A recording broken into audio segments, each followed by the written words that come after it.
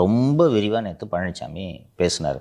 டிஜிபியை regular டிஜிபியை நியமிக்கிறதுக்கு கூட துப்புல்லாத அரசாங்கத்தை தான் ஸ்டாலின் நடந்துகிட்டு இருக்காரு. இதனால தான் உங்களை பொம்மை முதல்வர்னு சொல்கிறோம். நீங்கள் பொம்மை முதல்வர் என்பதை நாள்தோறும் நிரூபித்து கொண்டிருக்கிறீர்கள் என்பதை சொல்கிறாரு. கிட்டத்தட்ட 3 மாதமாக இந்த டிஜிபி பதவி நியமன விமர்சனத்திற்கு உள்ளாகி கொண்டிருக்கிறதா? இன்னையா கஷ்டம் உங்களுக்கு இதை போடுறதில்ல? எதுக்கு அப்படி எதிர்கட்சி வாயில் விழுந்துகிட்டு இருக்கீங்க? யாருக்காக இதை பண்ணுறீங்க? எதிர்கட்சி வாயில் விழுகிறதுன்றதை தாண்டி இன்னைக்கு சமூகத்தில் நடக்கிற பிரச்சனைகளோட இம்பேக்ட் இதனால இருக்குல்ல சார். இப்போ ரெகுலர் டிஜிபி இருந்தால் அவர்கிட்ட கேள்வி கேட்போம்ல. உங்களை போலவே இன்னொரு பொம்மை டிஜிபியை போட்டு வச்சுருக்கிறீங்க. அப்படி பொம்மை டிஜிபியை வைக்க வேண்டிய கட்டாயம் என்ன இருக்கிறது? உங்களுக்கு என்ன அழுத்தம்?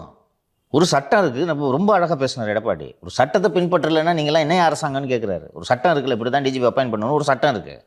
அந்த சட்டத்தை பின்பற்றிட்டு போகிறதுல உங்களுக்கு என்னங்க பிரச்சனை? அரசாங்கமே சட்டத்தை பின்பற்றலைன்னா அப்புறம் ஜனங்க எப்படிங்க பின்பற்றுவாங்க? நீங்கள் சட்டத்தை ஃபாலோ பண்ணுறீங்களா? அப்போ பொதுமக்கள் சட்டத்தை ஃபாலோ பண்ணணும்.